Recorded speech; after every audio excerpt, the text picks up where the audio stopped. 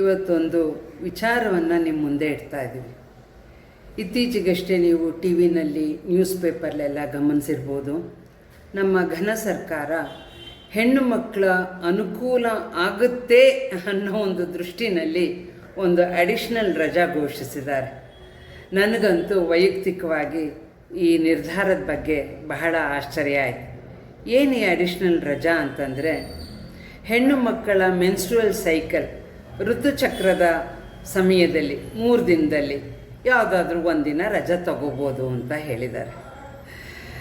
ಇದನ್ನು ಕೇಳಿ ಇದೆಲ್ಲ ದಾಟಿ ನಾವು ಎಷ್ಟು ವರ್ಷ ಆಗಿದೆ, ಇದ್ರ ಕಡೆ ನಾವು ಗಮನನೇ ಕೊಡದೇ ಇರೋಷ್ಟು ನಾವು ನಮ್ಮನ್ನು ನಾವು ಸಿದ್ಧ ಮಾಡ್ಕೊಂಡಿದ್ದೀವಿ, ನಮ್ಮನ್ನು ನಾವು ರೆಡಿ ಮಾಡ್ಕೊಂಡಿದ್ದೀವಲ್ವಾ. ಒಂದು ಕಡೆ ಹೇಳುತ್ತೆ ಪ್ರೋಗ್ರೆಸಿವ್ ಸಮಾಜಕ್ಕೆ ಪ್ರೋಗ್ರೆಸಿವ್ ಆಗಿ ಆಲೋಚನೆ ಮಾಡಬೇಕು ಅಂತ. ಇದು ರಿಗ್ರೆಸಿವ್ ಆಲೋಚನೆ ಅಲ್ವಾ. ರಿಗ್ರೆಸಿವ್ ಅನ್ನೋದು ಕಟ್ಟು ಪದ ಆದರೂ ಕೂಡ ನನಗೆ ಬೇರೆ ಪದ ಹೊಳಿತಾ ಇಲ್ಲ. ಎಷ್ಟು ಹೆಣ್ಮಕ್ಳು ಎಷ್ಟು ಕಷ್ಟವಾದ ಶ್ರಮ ವಹಿಸಬೇಕಾದಂಥ ಕೆಲಸದಲ್ಲಿ ತೊಡ್ಕೊಂಡು ಸಾಧನೆ ಮಾಡಿದ್ದಾರೆ. ಅದು ಯಾವುದೇ ಹಂತದ ಕೆಲಸ ಆಗಿರ್ಬೋದು. ಯಾವ ಹೆಣ್ಮಕ್ಳು ಮನೆ ಕೆಲಸದಿಂದ ಹಿಡಿದು ಇನ್ಯಾವುದೇ ಹೈಯರ್ ಲೆವೆಲ್ ಎಷ್ಟು ಸಾಧನೆ ಮಾಡಿದ್ದಾರೆ.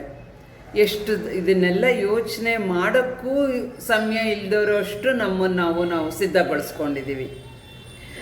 ಪಾಲಿಸಿ ಮೇಕರ್ಸ್ ಏನಾದರೂ ಒಂದು ಪಾಲಿಸಿ ಮಾಡಬೇಕಾದ್ರೆ ಸ್ಟೇಕ್ ಹೋಲ್ಡರ್ಸ್ನ ಕನ್ಸಲ್ಟ್ ಮಾಡ್ತಾರೆ ಅಂತ ಕೇಳಿದ್ದೀನಿ.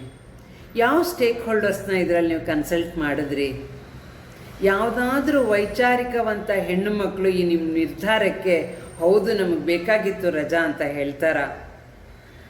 ಇದು ಒಂದು ಹಂತ, ಪ್ರತಿಯೊಂದು ಹೆಣ್ಮಗಳಲ್ಲೂ ಒಂದು ಹಂತದ ಆದಮೇಲೆ ಇನ್ನೊಂದು ಹಂತದ ತನಕ, ಇನ್ನೊಂದು ವಯೋಘಟ್ಟಕ್ಕೆ ಮುಟ್ಟುವ ತನಕ ಅವಳ ದೇಹದಲ್ಲಾಗುವಂತಹ ಸಹಜವಾದ ಹಾರ್ಮೋನಲ್ ಚೇಂಜಸ್ ಇಂದ ಆಗುವಂಥ ಬರುವಂಥ ಒಂದು ಸೈಕಲ್ ಇದು.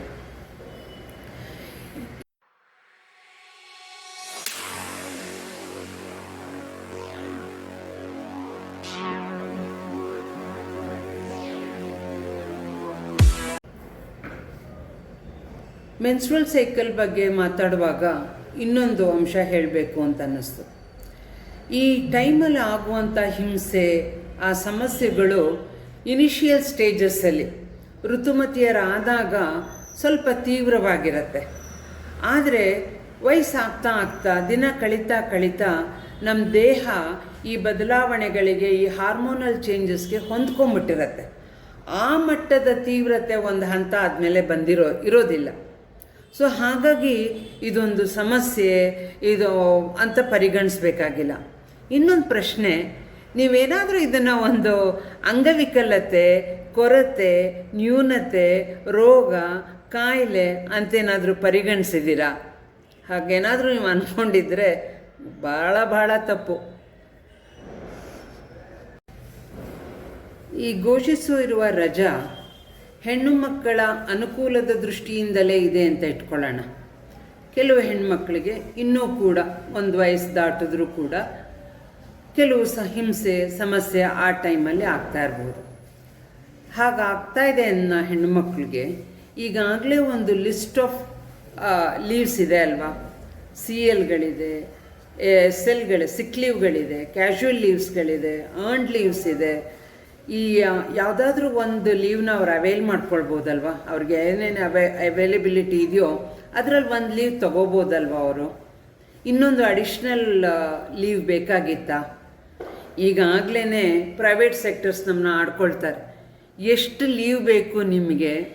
ಪ್ರತಿಯೊಂದು ಹಬ್ಬಕ್ಕೆ, ಪ್ರತಿಯೊಂದು ಧರ್ಮದ ಹಬ್ಬಕ್ಕೂ ರಜಾ, ಪ್ರತಿಯೊಂದು ಜಯಂತಿಗೂ ರಜಾ, ಶೋಕಾಚರಣೆಗೆ ರಜಾ. ಇದ್ರ ಮಧ್ಯೆ ಪ್ರಕೃತಿ ವಿಕೋಪಕ್ಕೆ ಏನಾದರೂ ಇದಾಯಿತು ಅಂತಂದರೆ ಅದು ಕೊಡಲೇಬೇಕಾಗತ್ತೆ, ಅದಕ್ಕೆ ರಜಾ.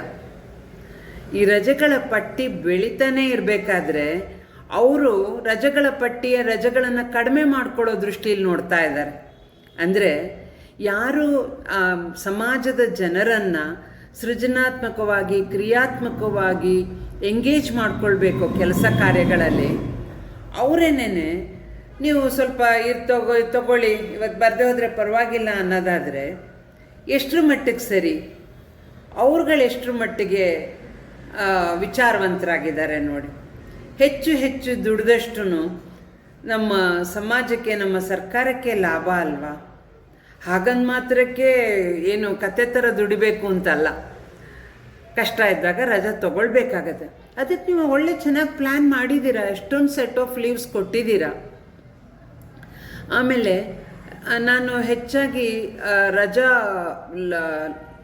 ಪಡ್ಕೊಳ್ಳೋರ ಮನಸ್ಥಿತಿಗೆ ಮಾತಾಡೋ ಬದಲು ರಜಾ ಕೊಡೋರ ಮನಸ್ಥಿತಿ ಬಗ್ಗೆ, ಈ ನಿರ್ಧಾರವನ್ನು ತಗೊಂಡಿರೋರು ಅವರ ಬಗ್ಗೆ ನಾನು ಮಾತಾಡ್ತಾ ಇದ್ದೀನಿ. ಹೆಣ್ಮಕ್ಳ ಬಗ್ಗೆ ನೀವೇನು ತಿಳ್ಕೊಂಡಿದ್ದೀರಾ? ಹಾಗಾದರೆ ಅವರ ಮನಸ್ಥಿತಿ ಬಗ್ಗೆ ನೀವೇನು ತಿಳ್ಕೊಂಡಿದ್ದೀರಾ? ಅವ್ರಿಗೆ ಈ ಟೈಮಲ್ಲಿ ನಿಸ್ಸಹಾಯಕರ ಒಂದು ಅದು ಒಂದು ಡಿಸಬಿಲಿಟಿ ಅಂತ ಅಂದ್ಕೊಂಡ್ಬಿಟ್ಟಿದ್ದೀರಾ? ಇದನ್ನು ನಾನು ಹೆಚ್ಚು ಹೆಚ್ಚು ಕ್ವಶನ್ ಮಾಡೋಕ್ಕೆ ಇಷ್ಟಪಡ್ತೀನಿ. ಯಾವ ದೃಷ್ಟಿಕೋನದಿಂದ ನೋಡ್ತಾ ಇದ್ದೀರಾ? ಹೇಳ್ತಾರಲ್ಲ, ದೃಷ್ಟಿ ಬದಲಾಯಿಸು, ದೃಷ್ಟಿಕೋನ ಬದಲಾಗತ್ತೆ ಅಂತ, ತುಂಬ ಚೆನ್ನಾಗಿ ಇಲ್ಲಿ ಹೊಂದುತ್ತೆ. ಆಮೇಲೆ ಈ ರಜೆ ಕೊಡೋದ್ರ ಬದಲು ಈಗಾಗಲೇ ನೀವು ಶಾಲೆಗಳಲ್ಲಿ ಒಂದೊಳ್ಳೆ ಕೆಲಸ ಮಾಡಿದ್ದೀರ. ಶಾಲೆಗಳಲ್ಲಿ ಫ್ರೀಯಾಗಿ ಹೆಣ್ಮಕ್ಳಿಗೆ ಸ್ಯಾನಿಟರಿ ಪ್ಯಾಡ್ಸ್ನ ಒದಗಿಸ್ತಾ ಇದ್ದೀರ. ಬೇಕು, ಅದು ಬಹಳ ಉತ್ತಮವಾದಂಥ ಸ್ಟೆಪ್ ಅದು. ಅದಾದಮೇಲೆ ಹೇಗೆ ಅವ್ರದ್ದು ಜೊತೆ ಯಾವ ಥರ ಮಾತುಕತೆ ನಡೀತಾ ಇದೆ, ಈ ಯೂಸ್ಡ್ ಸ್ಯಾನಿಟರಿ ಪ್ಯಾಡ್ಸ್ನ ಡಿಸ್ಪೋಸಲ್ ಹೇಗೆ ನಡೀತಾ ಇದೆ, ಪ್ರಕೃತಿಗೆ ಅದು ಹಾನಿ ಆಗದೆ ಇರೋ ಥರ, ಕಲುಷಿತ ಆಗದೆ ಇರೋ ಥರ ಅದನ್ನ ಹೇಗೆ ಡಿಸ್ಪೋಸಲ್ ನಡೀತಾ ಇದೆ. ಆಮೇಲೆ ಆ ಟೈಮಲ್ಲಿ ಆ ಹೆಣ್ಮಕ್ಳು, ಹದಿಹರಿಯದ ಹೆಣ್ಮಕ್ಳು ಯಾವ ಥರ ಆಹಾರ ಸೇವಿಸಬೇಕು, ನೀರು ಎಷ್ಟರ ಮಟ್ಟಿಗೆ ಕುಡಿಬೇಕು, ಪೌಷ್ಟಿಕ ಆಹಾರದ ಅಗತ್ಯ ಏನು, ಇದ್ರ ಬಗ್ಗೆ ಎಲ್ಲ ನಾವೇನಾದರೂ ಹೆಚ್ಚು ಹೆಚ್ಚು ಚರ್ಚಿಸ್ಬೇಕು. ಆಗ್ತಾ ಇರುತ್ತೆ, ಒಂದು ತರಗತಿಯ ಮಟ್ಟದಲ್ಲಿ ನಡೀತಾ ಇರುತ್ತೆ. ಆದರೆ ವ್ಯಾಪಕವಾಗಿ ಇದ್ರ ಬಗ್ಗೆ ಮುಕ್ತವಾಗಿ ಮಾತುಕತೆ, ಚರ್ಚೆ, ಈ ಸಂಕೋಚ ಇದನ್ನೆಲ್ಲ ಬಿಟ್ಟು ಸ್ವಲ್ಪ ಅವರಿಗೆ ಮನತಟ್ಟು ಹಾಗೆ ಹೇಳುವಂಥ ಕಾರ್ಯಕ್ರಮ ಆಗಬೇಕು. ಇನ್ನು ಕಚೇರಿಯಲ್ಲಿ ದುಡಿತಾ ಇರೋಂತಹ ಮಹಿಳೆಯರಿಗೆ ಸಂಬಂಧಪಟ್ಟಂಗೆ ಬಂದಾಗ ಅಲ್ಲೂ ಕೂಡ ಈ ಥರ ವಾಶ್ರೂಮ್ಗಳಲ್ಲಿ ಅವ್ರಿಗೆ ಇದೊಂಥರ ಒಂದೊಂದು ಸಲ ಏನಾಗುತ್ತೆ ಹೇಳೋಕ್ಕಾಗಲ್ಲ. ಅದು ಪೀರಿಯಾಡಿಕ್ ಆಗಿ ಮೆನ್ಸ್ಟ್ರುವಲ್ ಸೈಕಲ್ ಅದಕ್ಕೊಂದು ನಿಯಮಿತವಾಗಿ ನಡೆಯೋ ಥರ ಇದ್ದರೂ ಕೂಡ ಒಂದೊಂದು ಸಲ ಏರುಪೇರಾಗತ್ತೆ ಕೆಲವು ಹೆಣ್ಮಕ್ಳಲ್ಲಿ. ಅಂತಹ ಅನಿವಾರ್ಯ ಪರಿಸ್ಥಿತಿಗಳಿಗೆ ಅಥವಾ ಆಕಸ್ಮಿಕ ಪರಿಸ್ಥಿತಿಗಳಿಗೆ ವಾಶ್ರೂಮ್ಗಳಲ್ಲಿ ಸ್ಯಾನಿಟರಿ ಪ್ಯಾಡ್ಸ್ನ ಸುರಕ್ಷಿತವಾಗಿ, ಸೇಫಾಗಿ, ಹೈಜಿನಿಕ್ಕಾಗಿ ಇಡಲಾಗಿದೆಯಾ? ಅದು ಇಟ್ಟಾಯಿತು ಅಂದ್ಕೊಳ್ಳೋಣ. ಆ ಶೌಚಾಲಯದ ಪರಿಸ್ಥಿತಿ ಹೇಗಿದೆ, ವಾಟರ್ ಸಪ್ಲೈ ಹೇಗಿದೆ ಅದರಲ್ಲಿ, ಆಮೇಲೆ ತುಂಬ ತುಳುಕ್ತಾ ಇರುತ್ತೆ ಆ ಡಸ್ಟ್ಬಿನ್ಗಳು, ಅದನ್ನು ನಿಯಮಿತವಾಗಿ ಖಾಲಿ ಮಾಡ್ತಾ ಇದ್ದೀವ? ಇದ್ರ ಕಡೆ ಸ್ವಲ್ಪ ಹೆಚ್ಚು ಹೆಚ್ಚು ಗಮನ ಕೊಡಬೇಕೇ ಹೊರತು ರಜಾ ಘೋಷಿಸೋದ್ರಿಂದ ಯಾವ ಹೆಣ್ಮಕ್ಳು ಇದನ್ನು ಇಷ್ಟಪಡಲ್ಲ ಅಥವಾ ಅವರೇನು ಆಹಾ ಓಹೋ ಬೇಷ್ ಅಂತ ಹೇಳಲ್ಲ ಅಂತ ನಾನು ಅಂದ್ಕೊಳ್ತೀನಿ. ಯಾಕೆ ಅಂತಂದರೆ ಬಹಳ ಬುದ್ಧಿವಂತರು ನಮ್ಮ ಹೆಣ್ಮಕ್ಳು, ಕಷ್ಟಪಡೋಕ್ಕೆ ಸಿದ್ಧವಾಗಿರ್ತಾರೆ, ಚೆನ್ನಾಗಿ ದುಡಿಬೇಕು ಅನ್ನೋದೇ ಅವ್ರ ಮನಸ್ಥಿತಿ ಇರುತ್ತೆ. ನನಗದೇ ಬಳಕೆದಾರರ ಮನಸ್ಥಿತಿಗಿಂತ ಈ ಕೊಡುಗೆದಾರರ ಮನಸ್ಥಿತಿ ಬಗ್ಗೆನೇ ಒಂದು ಪ್ರಶ್ನೆ. ನಮಸ್ಕಾರ.